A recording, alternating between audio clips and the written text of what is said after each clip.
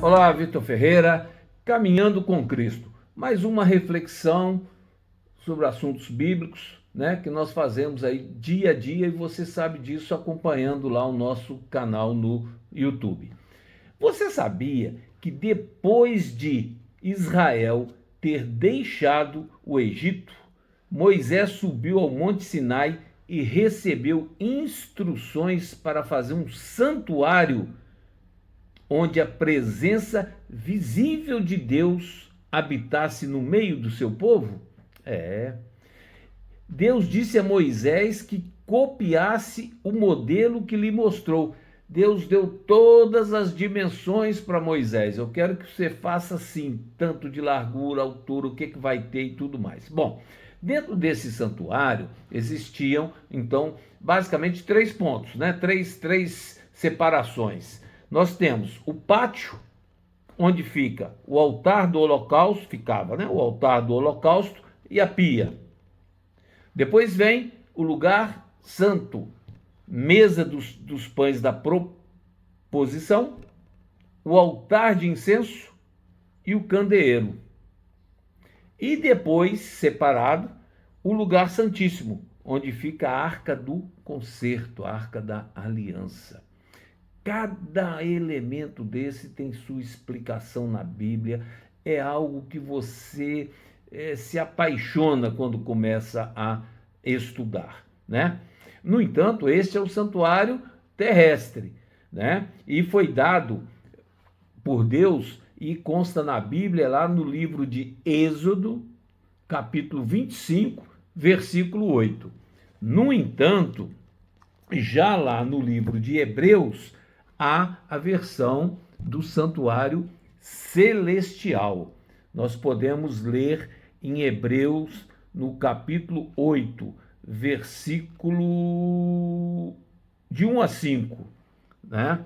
Olha, o ponto principal, assim diz a palavra do Senhor, o ponto principal que estamos dizendo é que temos um sumo sacerdote, tal que se assentou à direita do trono da majestade nos céus. Estamos falando aqui do santuário celestial. Como ministro do santuário e do verdadeiro tabernáculo que o Senhor fundou, não o homem. Todo sumo sacerdote é constituído para oferecer dons e sacrifícios, pelo que era necessário que este também tivesse alguma coisa que oferecer. Já no livro de Hebreus, no capítulo 9, versículo 1, diz claramente: ora, a primeira aliança tinha ordenanças de culto sagrado e também um santuário terrestre. Foi preparado um tabernáculo, no versículo 2. Na parte da frente estavam o candelabro, a mesa e os pães da proposição. E a esse se chama santo lugar. E a Bíblia vai descrevendo detalhadamente cada ponto, fazendo a comparação do santuário que Deus determinou que Moisés, o povo dele, construísse, e também o santuário celestial. Tá? Então, a importância de estudar a Bíblia. A Bíblia se explica por si só. No entanto, basta um estudo consistente e, obviamente, antes de abrir a palavra do Senhor, orar, pedir a presença do Espírito Santo. E você certamente terá a mente capacitada para entender, para compreender toda a história da redenção, a história da redenção. A Bíblia, no fundo, é a história da redenção do homem, né? Deus criou o homem pecou e vamos aí para frente. E Deus já tinha preparado isso tudo, né? Nosso Deus é um Deus maravilhoso, né? É um Deus maravilhoso. Então, estude, o que eu posso recomendar para você. Estude a palavra do Senhor. Todos os livros são importantes, todos. Mas dê uma especial atenção às profecias, em especial de Daniel e Apocalipse. Apocalipse é o livro da revelação, né? Está tratando já dos finalzinhos aí, dos nossos tempos e tudo mais. Então, ore a Deus, busque orientação a Deus.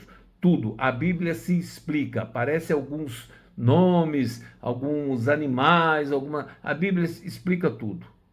Tudo, tudo, tudo, tudo. Você não precisa buscar explicação em lugar nenhum, né? E lembre-se, nunca aceite, assim diz o pastor, assim diz o Papa. Ah, o Papa disse isso, o padre disse aquilo, o pastor disse isso. Não, assim diz o Senhor.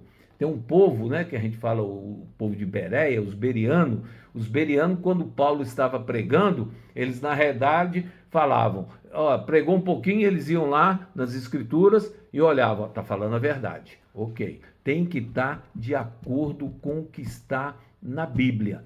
Embora eu recentemente escutei uma reportagem, existem algumas traduções bíblicas que fazem uma diferença, que são significativas. E eu achei muito interessante, vou estudar o assunto, né? E mais à frente nós vamos falar sobre isso.